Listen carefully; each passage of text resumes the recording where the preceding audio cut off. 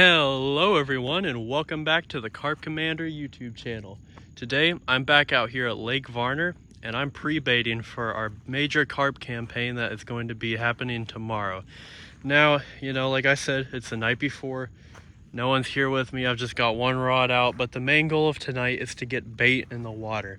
This is the most crucial step of carp fishing at Lake Varner. If you don't get bait in the water, you're not going to see a carp for days. There just aren't carp in this part of the lake. The carp typically tend to hang out where this lake is fed by its main tributary, Cornish Creek. Now, Cornish Creek is 5 miles up the lake from here, so getting the carp to come 5 miles down the lake can be quite a difficult task. Now, we've kind of established a few ways that this can happen.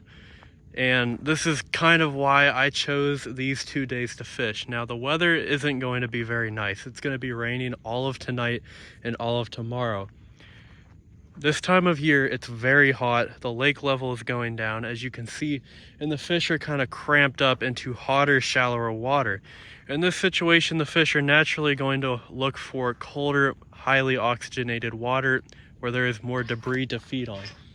Now, when it rains and you have a tributary like the one that pours into this cove here, these carp are going to come into the cove and feed and kind of just linger in the area in order to literally be able to breathe. Anyway, chumming up in a situation like this is going to imitate the depositing of debris and silt that the carp would normally come in to feed on, and this is going to help us out a little with getting the carp down here.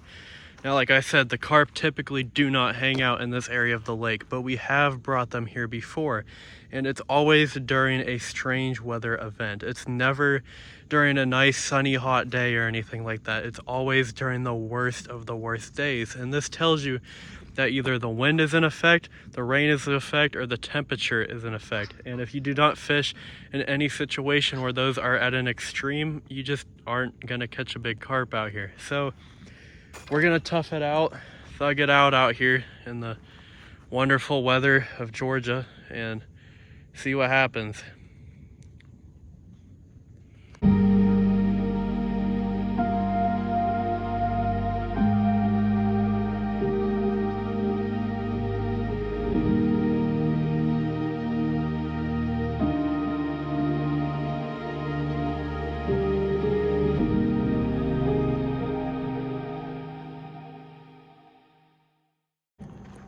Lake Varner never disappoints with its sunsets, guys.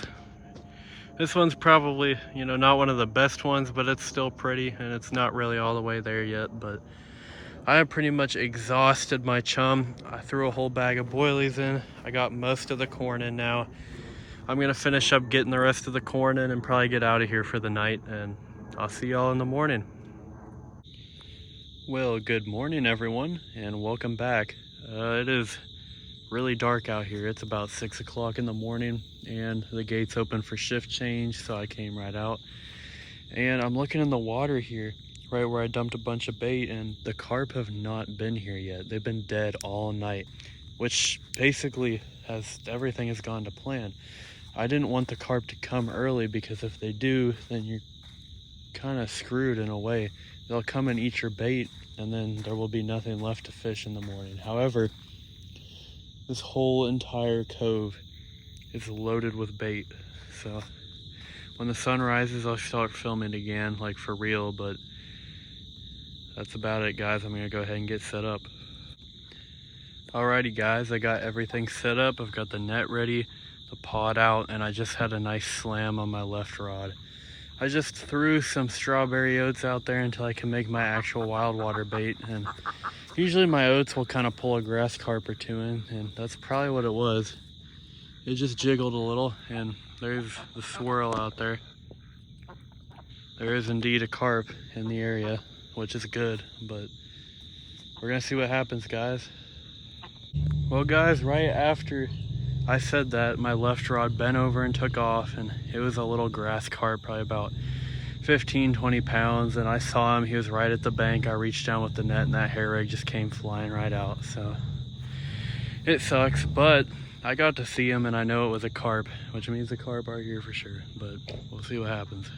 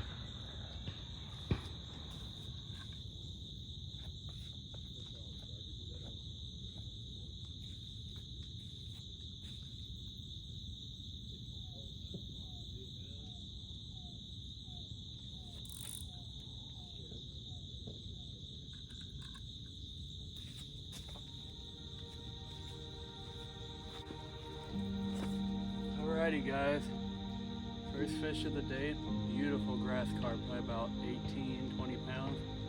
We'll get him back in. Well, that makes a solid 2 grass carp in the first hour and a half of carp fishing, and first probably half an hour didn't really even count, but I'm getting a bite about every 15 minutes or so, just a little rattle here and there. So, you know, they're feeding. I think it's gonna be a great day out here, guys. But we'll see what happens, and hopefully we can get some commons in here. I know, welcome to the carp camp, mate. You trying to catch some bloody carp today? Yeah, right on, mate.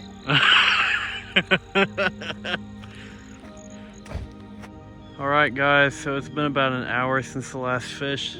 Grass carp kind of moved out, and hopefully the commons are gonna come in now, but Brandon's here, he's got his stuff set up, and over here with bloody hands. He just killed someone. But we're actually using this stuff to chum called Super Maize, strawberry flavored, and we dumped it in the water, and the whole entire area, like this whole entire area of water just turned dark red, like blood, literally. It was quite interesting to see, and we're gonna see how it works, I guess, but it's some cool stuff. You can buy it on Big Carp Tackle, but that's about it, guys. Let's see if we can't get a common. Threw bait out like 10 seconds ago, and the grass carp just came and sucked it right up, I guess, but I guess you like that pink corn. Squid. Pretty squid. It looks like a common. Or no, it ain't. It's a catfish. So what? Or it could be a grass. Oh, it's probably a little yeah, it's a little grassy. Well, not little, it's like... No, it's actually a big one. Easy on, boy. That hair rig's doing that good work. That's a good one. There we go. That's why I loosened up your dry. I tightened it back up. Well, you're special. I got it perfect though. You got perfect? Perfect. Perfect for that little hair rig to come shooting out. No, it ain't coming out. Oh, Right there in the lip. I gave you the big hooks, never mind.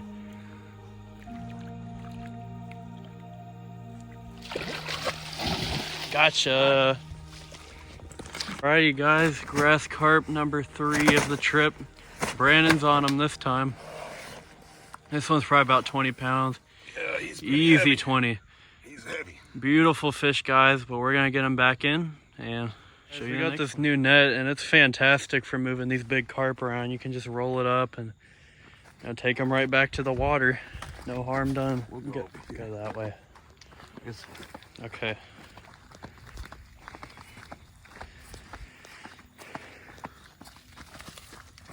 Oh, you got flip-flops on too. You got that all-terrain traction.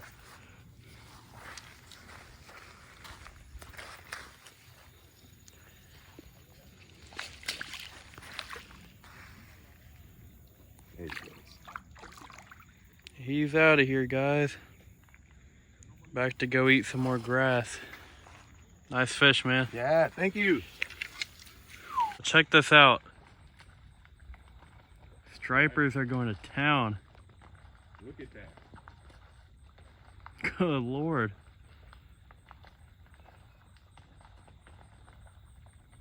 That's wild. Bring your rattle traps out here. Yeah. Oh God, you bitches. I'm done with it. I don't know what it is. I don't care. So we're over here. His left pole keeps getting hit, and then his right pole keeps getting hit, and it keeps going back and forth and back and forth. And it won't stop. You know, the poles aren't going up or anything. They're just getting wiggled on, and It's funny. we don't know if they're liners or if it's a carp down there just rolling around and hitting stuff or what, but Of course, it stopped when we pulled the video. yeah, when I pull the camera out, they're not going to knock the lines anymore. Oh well. Alright guys, I was falling asleep in the chair, and Brandon's got another carp on. Ain't nothing on He says there's nothing on there. there. Oh, there is something on there. I guess. Oh, it's a freaking shad. Oh, a shad. A mini carp. So it's shad and freaking... Dude, look at that Oh, thing. pig. What in the hell? Is that what's been eating our stuff all day? Yep. Probably. Guys, this lake has the most massive shad you will ever see in your life. What a pig. God.